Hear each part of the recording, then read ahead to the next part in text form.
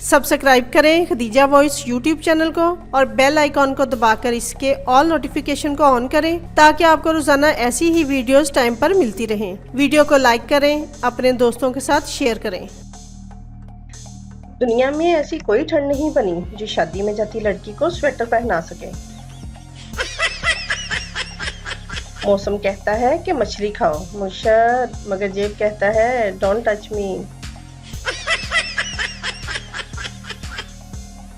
दोस्तों के बाद अगर किसी ने सबसे ज्यादा जलील करवाया है तो वो शीशे वाले दरवाजों पे लिखा पुल और पुश है।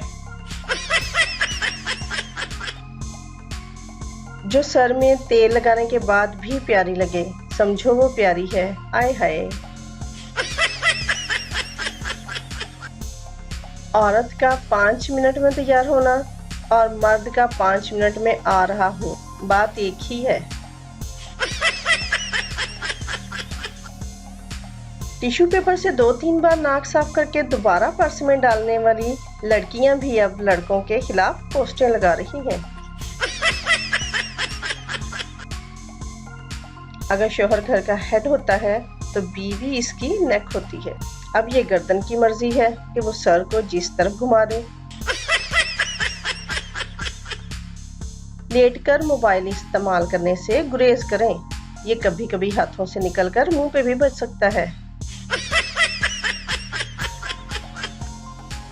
शौहर बोला, बेगम तुम मास्क क्यों नहीं पहनती हो? बीवी, फिर आपको पता कैसे लगेगा कि मैं मुंह फुलाकर घूम रही हूँ।